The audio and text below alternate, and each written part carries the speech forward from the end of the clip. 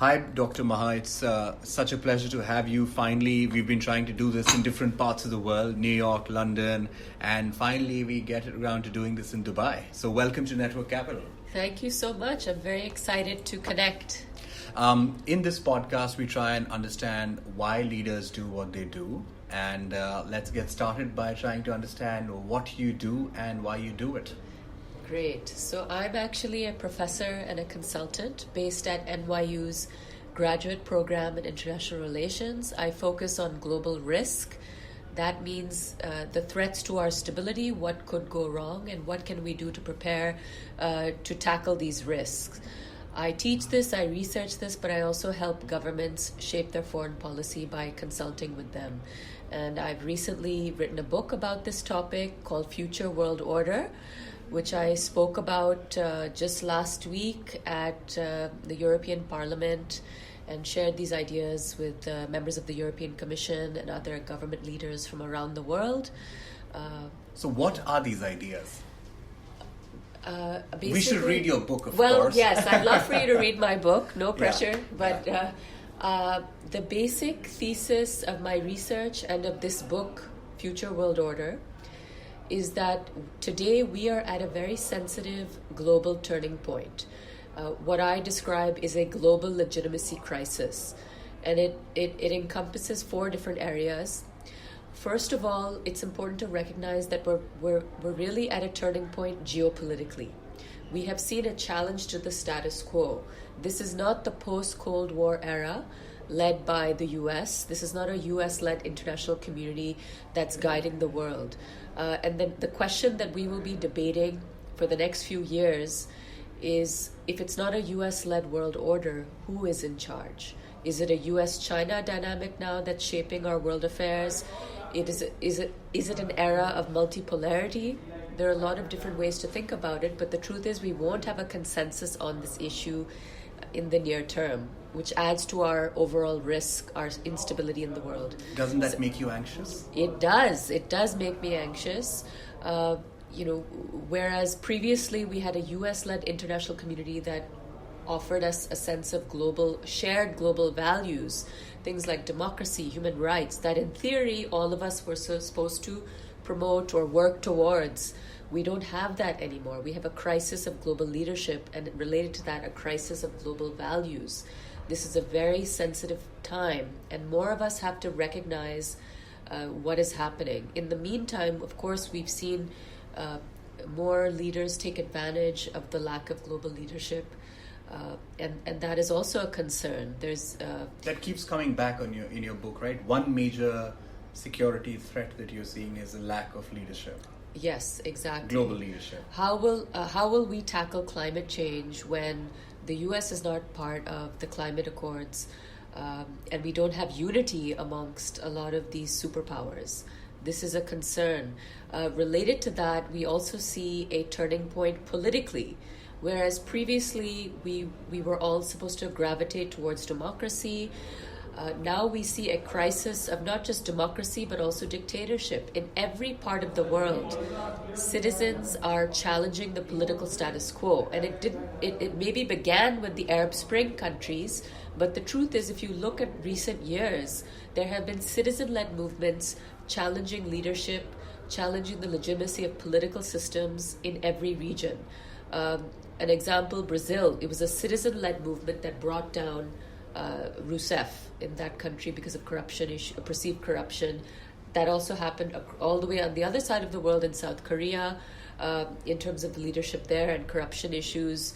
All across Europe, a lot of citizen-led movements against austerity policy. And of course, you're aware of the protests that recur against President Trump in the US and so forth. There are so many examples of citizens who are frustrated with the current status quo. And this has led to a larger debate about whether democracy is the best system. Again, this is not a US-led world order where democracy is necessarily being promoted. And the big question is, if not democracy, what else is there? What's next? So what is the next phase of our political development? From my perspective, and what I've considered in the book, is that any future political system will have to take into account that citizens are more activists, they are more informed, even with fake news, because of tech, because of social media. And governments need to catch up with that and integrate tech more into their system so they are able to respond to our needs more actively. So I think for those of you who are listening, it's important to reflect on, is democracy the best system for you, or is there something better? Is there another phase or stage in our political development? Because all the theorists, the experts who said democracy was the best system, they are also recognizing that there is a need to think ahead, think beyond this. What do you think it might look like? I think at the very least, we will have to see more, as I said, tech being used by government, leveraged by government to engage with citizens more. But the citizens don't seem to trust the government. That That's is emerging as a yeah. large trend globally. I think one of the points I always come back to is we need to reflect in our individual countries about what do we expect of our governments and what do they expect of us. There will be a need to redesign the social contract to reflect the changing nature of our tech-driven society. Until we do that, I think we're still going to have a lot of these challenges to the status quo. I also feel, and not everyone agrees with me on this point, but in the future, I think we're going to have a place for tech leaders to perhaps help shape policies at the government level, because they are most in tune with how our society, how our politics, and how our economics are going to evolve, given this tech cloud that overshadows all of our lives. Right. Thirdly, I would say the next point that is important to remember is that there's also a challenge to the status quo economically, right? We all are aware of globalization. Since 1999, there has been a recurring citizen-led movement concerned about the inequality that has increased due to globalization. The problem is now that there's also a state-level voice, populist economic nationalists, who say that globalization is not the best system. So we don't have consensus about our global economy. If you throw in the looming cloud of automation, I think that makes it much more difficult as well. Many of us, and according to some studies, 40% of us globally will lose our jobs to robots in the next 10 years. The question is, what do we do next? Are our governments prepared to help us in that uneasy transition from our current jobs to new types of jobs that we will have to consider given automation? And I think, again, I don't feel that governments are really in a position to tackle it right now because there's so many other immediate term risks. And lastly, the fourth part of our global legitimacy crisis has to do with society and the fact that there is a crisis of identity in most countries, where you see that there is a rise in xenophobia, there's a resurgence in nationalism that excludes the other. And I describe it as a global identity crisis. Are we globalists or are we nationalists? I think at a certain point we will have to have that question answered. Can we be both? Ideally, we should be both. But at the moment, it feels as though we have to pick sides. Even President Trump at the UN said the future is for the nationalist. If you're a globalist, you're going to lose. And I think the reality is there are many world leaders who echo his rhetoric. It's not just him. So as individual citizens of our countries, we need to answer the question of what does it mean to be a citizen of our country? Are we nationalists? Are we globalists? Do we want to accept the other, the refugee, the migrant? Because this trend of xenophobia is now emanating from the state level. It's infusing a lot of policies. I remember reading a few months back a Danish, I believe it was the immigration minister of Denmark, that publicly said that we don't want any migrants, any refugees coming to our country. If they come to our country, they will be sent to an island that we use for contagious animals, where we test on those animals. So there's sadly a strong rhetoric of xenophobia that even emanates from our elected leaders. I think the only solution will be for citizens to redefine what it is to be part of our individual countries. And these movements are a part of it. Exactly. And if you also look around the world, we've seen extremism evolve. Whereas 10 years ago, we were only concerned about Al-Qaeda and Islamist extremism. Now we see, sadly, that extremism has evolved into Buddhist extremism, far-right extremism, Hindu extremism, and so forth. And it's across the board. It's in every country. There is no counter-narrative, sadly, to this hate, to this xenophobia, to this extremist rhetoric. And again, it boils down to a global identity crisis. What does it mean to be a citizen of your country? What are our shared global values, if any, today?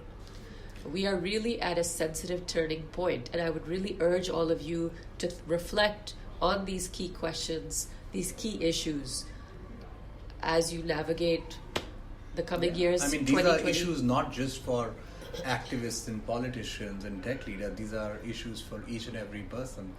So you're a professor at NYU. Has any student ever asked you the difference between a nationalist and a patriot, and can one be both? Right. I have come across that, including in my my recent book tour, when I get Q&A after speeches. Congratulations, by the way, on so many honors. Thank you. I think that's a tough question. Somebody might be patriotic, but that doesn't necessarily mean that they are not accepting of the other. I think each of us will have to decide that for ourselves. But the global trend appears to be that if you're a patriot, if you're a nationalist, then you don't want people of other religions, other ethnicities to be part of your community. That seems to be the trend. Let me see if you agree with this or not. Patriotism equal to I love my country. Right. Nationalism equal to I only love my country and I love my country despite everything. Do you agree with that? I think I would agree. And I guess at the moment we probably have more nationalists than patriots. Because there's nothing wrong in being a patriot. You can be a patriot of your... There's nothing wrong in loving one's own country. Yeah. And also being, we're thinking of the world at large. Like you can't say solve climate change or nuclear war or technological disruption sitting in your drawing room, right? Like you do have to collaborate with different kinds of people. And one author who would agree with you is Elise Shafak, who says that why should we choose between two suboptimal choices? These are fake choices. Let's try and be both. So, exactly. I want to basically understand in your classroom what subjects you teach and how are your students dealing with it? So I actually work with graduate students. So they tend to be in their 20s. They are all... They have a bachelor's degree. They have, they've done their BA. A lot of them would like to work in the UN or with nonprofits or with government. I have come away feeling that they are perhaps looking for answers, right? Because this is really, like I said, a very sensitive turning point. How do we make sense of all of these trends, all of these changes that are happening? And I do feel a sense of kind of concern that where do we fit into this confusing global backdrop? It's NYU, so I'm assuming that they would be Americans, but also many other nationalities. I do have a few Americans, but it is quite a global cohort of students. Many from China, in fact, Europe, Latin America. Have they read your book, Future World Order? There's no pressure for them to buy it, of course, but I do teach a lot of the ideas that I've shared with them in my course. So tell me, do you see young people think very similarly, or are there different strands of thought amongst your students who come from different countries? To be honest, generally I feel that regardless of their national identity, wherever they're from, whatever their citizenship is, their concern is, where do I fit in the global economy? Will I get a job? Will I get a job? Will a robot take away my job? Exactly. I think that's the larger issue. And I think, although they are concerned about the political changes, this crisis of democracy, the underlying concern is, how will I get a job? Where will I fit into this sort of evolving tech economy? Yeah. And I don't think necessarily the question needs to be phrased that, is a robot coming for your job? I think will automation take away some jobs? Sure. Yeah. But it might create different kinds of jobs. And I'm not sure if the governments are thinking about how to prepare citizens and students Exactly. towards that end. Again, I mean, most political leaders have local legitimacy crises, right? They're struggling to stay in power. There's a looming economic crisis and so forth. I don't think there's been enough consideration of this fact, and what will we do with those people who have to find new jobs? There is an economist at SOAS, and I've referenced him in my book, Guy Standing, who's talked a lot about this issue, about a new emergent social class who've been left behind by globalization. But there's potential for there to be more people like that, but who are left behind because of this automation unemployment. And he terms it precariats. They're people who have lost their or never had an occupational identity. And they're sort of just jumping from one temporary job to another. And it's a concern. If a lot of studies talk about 40% of jobs in retail, transport, the food industry, that they will be gone within the next 5 years in the US, for instance.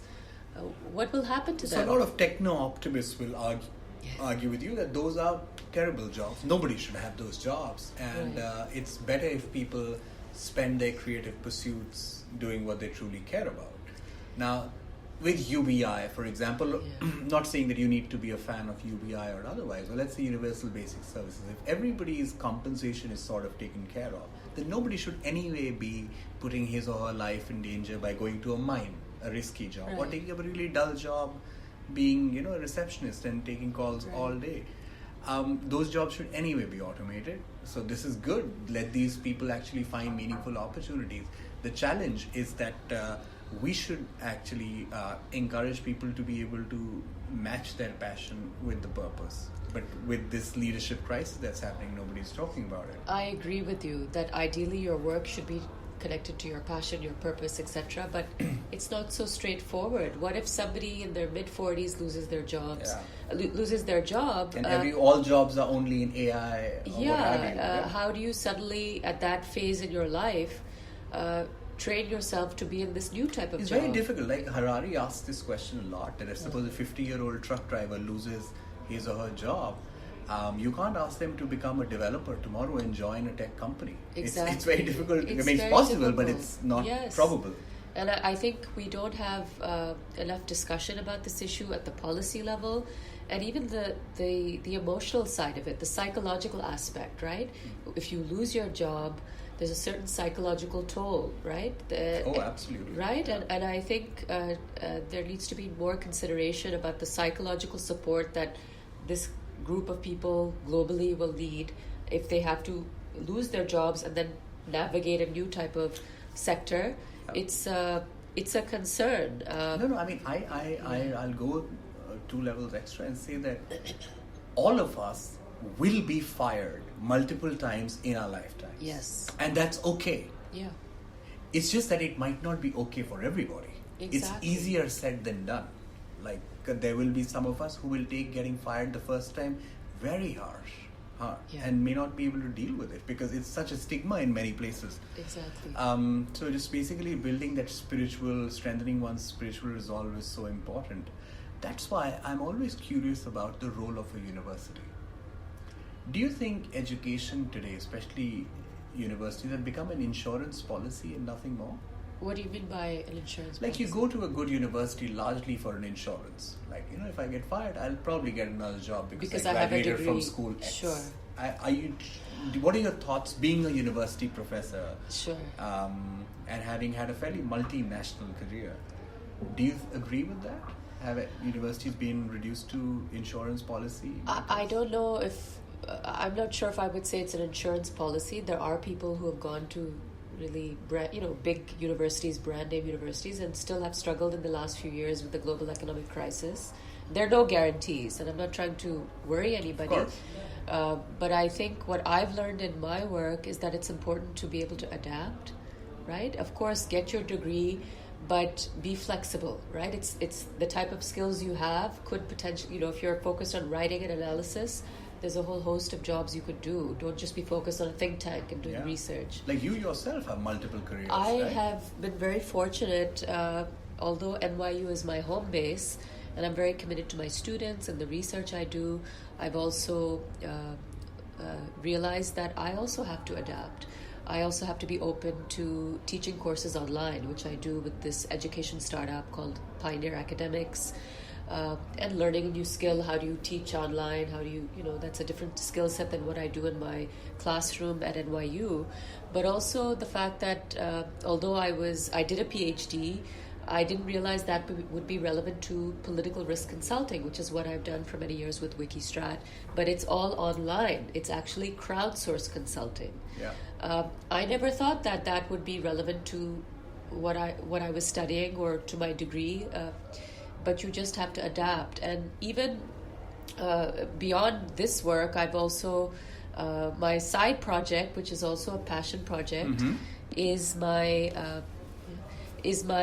comic book. So I always dreamt of being a cartoonist, and for many years a professor and a cartoonist and an author. Right. Now so you are prepared for the future.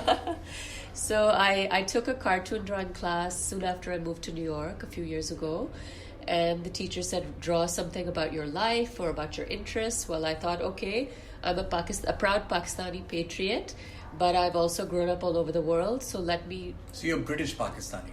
Pakistani British. Pakistani British, yeah. And but I grew up in 7 countries by age 14. Yeah, only. And so I drew a comic book that is about a global kid, which is the name of the comic, and it teaches kids about politics, which is what I teach. And it's wonderful when you can come back to something from childhood that you were very passionate about and combine it with your day job. And it launched in 2016, and this year it won its 4th and 5th award. And so I would certainly, and I'm not really an entrepreneur, but it was nice to do something entrepreneurial that could continue for a few years. And now, and in fact, by the way, all the sales went to education nonprofits. Wonderful. It's currently, I republished it on Amazon, and all profits go to my late brother's memorial fund, the Abdelaziz Fund, which goes to Syrian refugee youth in Jordan via charity, peace and sport. It's so powerful. So I've been really fortunate to work on different projects, and at this phase I feel all of us need to put our ego on the side, be able to adapt, be entrepreneurial if it's possible, and you can still have a career that reflects you and your interests, but you may have to do things you didn't expect. Yeah. Right? So talk to me about your personal productivity. Like you're able to fit in a lot in 24 hours, like writing, teaching, discussing with students, traveling for work, consulting. What does an average day look like for you? Gosh, I guess no 2 days are the same, because I might have 2 days a week where I'm very committed to the academic side of me at NYU, but then I may be having a day of meetings for the next phase of my comic book, which I'm pursuing at the moment more as a side business. So there's a follow-up coming? There is, in fact. So what I produced was for kids, and it was drawn by me, but I'm very much the amateur. I did not know that. Yeah, so I'm very much the amateur. But when you took the classes, you got so good that you actually decided to draw. I do it, yeah. But I have to give full credit to any artist who makes a career out of it, because it's very hard to sit alone and produce work. So I do think that in this world where we have a crisis of global leadership and a crisis of values, there should be more opportunity for kids to be enlightened about what's happening, and really to think about global values. What is important to us? What is important to this upcoming generation? So one spin-off is for kids. It could be animation. It could be a comic book series. We're still trying to figure that out. And the idea is it's maybe a superhero that's fighting for global values in a world where we don't have any global values or any global leadership. So that's one avenue that I'm pursuing. The other spin-off is more near term. It's a spin-off for adults, a comic book or political graphic novel type of trilogy, where we look at the evolution or the future of certain sensitive groups. What is the plight of refugees today? And there's so many different examples of refugees all over the world now. What is their current situation and how could their life evolve? The second book would look at the extremists. What is the future of extremism? As I mentioned earlier, it has really evolved in the last 10 years. Who is the next type of recruit? And lastly, I think it would be very powerful to look at the youth today existing in this global legitimacy crisis, as I explained. What is their future in terms of the tech economy, in terms of the evolving political process? It could be very powerful and a great way to enlighten people in a visual format. It can be much more accessible. Though I would love for people to read my book, and I'll continue to promote it as I've done the last few months, but there could be a way to access or reach a broader audience through this visual format, an adult audience. Which is why comics. Yes, yeah. So I have those 2 spin-offs that I'm pursuing, pending a bit more funding, and I'm talking to creative partners because, as I said, I don't think I should be doing all the creative stuff. I need support. I also have a spin-off of my book, Future World Order. I think that... Yeah, you really should. I was always thinking there should be... Every month there's something new. This exactly. Maybe updating. This can be a continuum. Yeah, I mean, I've taken a big picture approach, looking at geopolitics, politics, economics, and society. But what I feel more of us should be thinking about is the identity aspect. Within our societies, what are the, what are the trends that are building? Are we having a crisis of identity? Are we globalists or are we nationalists? I really want to focus on this global identity crisis that I touch on in this first book, but that I want to explore, because in the last few months, as I've spoken on this book everywhere from universities to think tanks to book clubs, and to most European recently, Parliament. European Parliament, I do feel that more people are asking me about this identity crisis, because we all have been debating geopolitics and who's in charge for the last few years, and we'll continue to do that. And we will keep debating, we've been debating democracy and the failures of it, and also the globalization. But don't people ask you this? My identity, or X's identity, I am a techno-optimist millennial who believes in the free market, whose identity is tied to the platforms I use. I care about, hopefully making the world a better place through my action. And politics is incidental. Anyway, my vote counts for very little. So I might as well do great at what I'm doing. And then see what have you. So my identity is tied to my work and my community.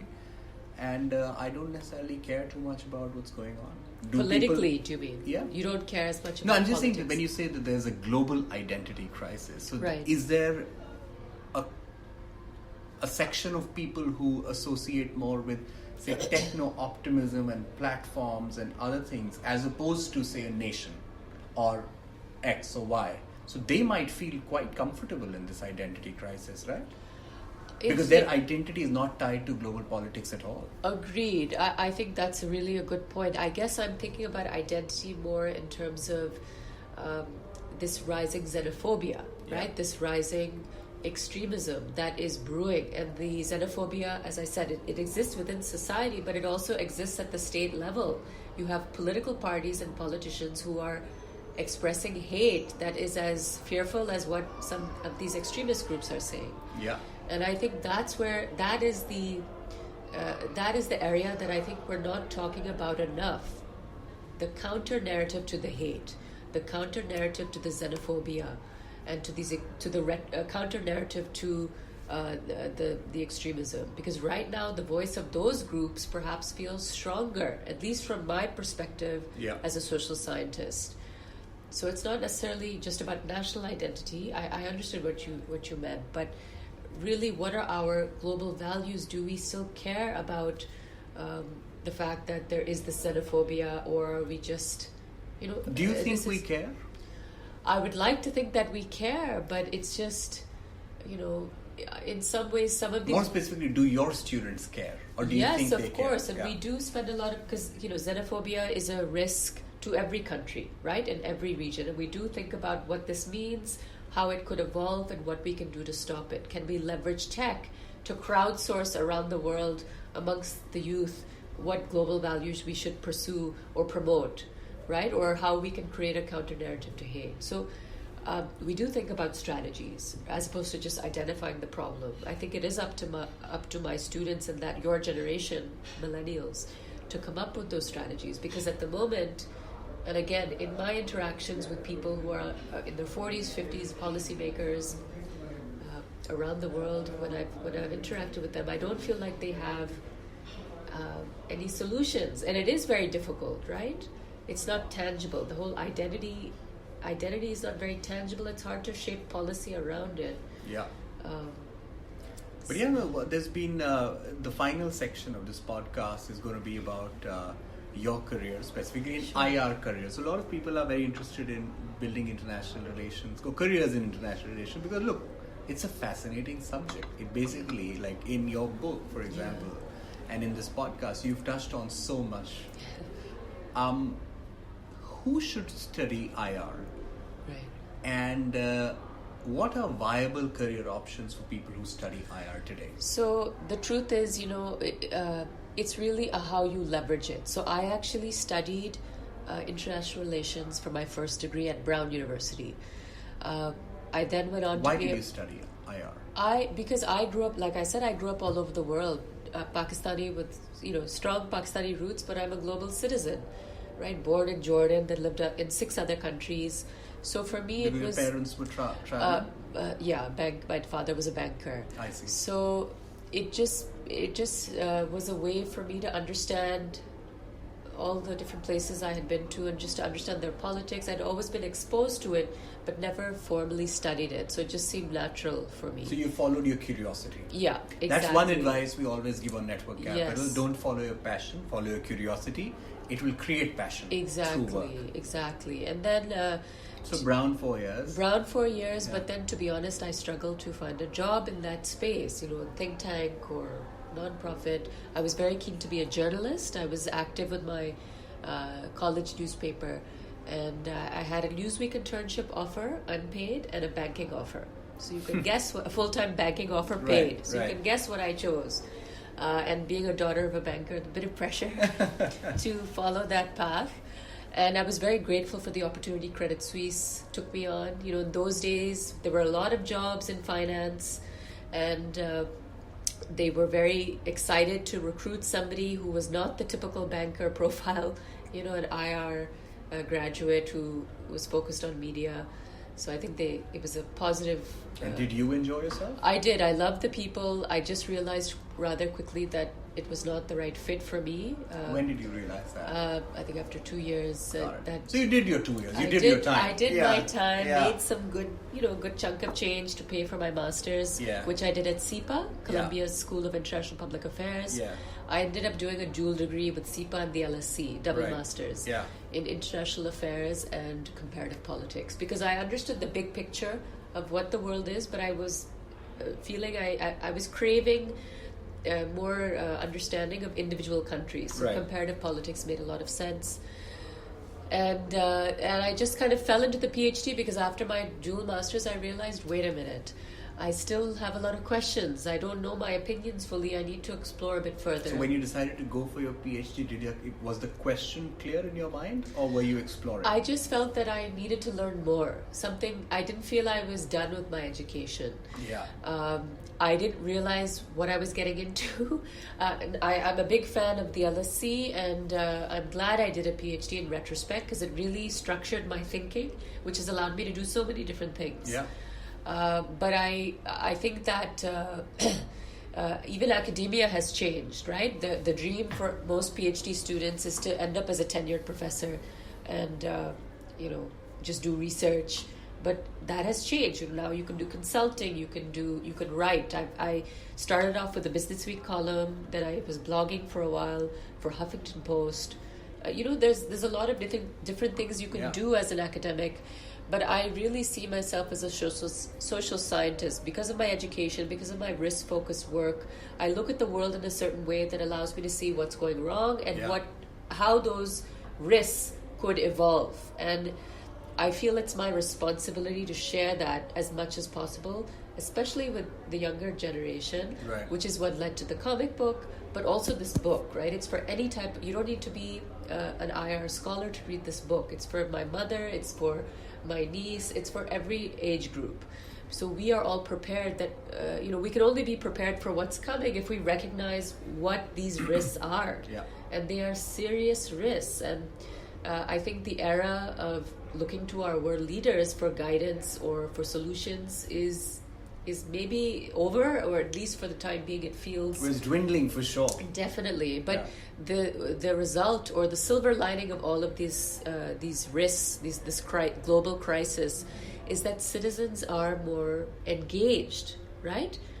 It's not just that Greta Greta Sweden, Thunberg, who's become... There are so other many examples examples. as well, Even in the US, that Ocasio-Cortez, who was a bartender, and then, because of a congresswoman grilling the exactly, CEO of a top and social she media would only company. have been there if she only decided to do this because she felt there was a gap in leadership. Yeah.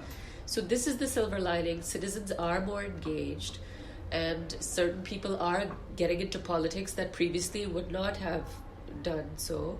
That is positive. Where are we headed? What is the best political system to cope with these risks and the evolving tech economy that impacts all of us?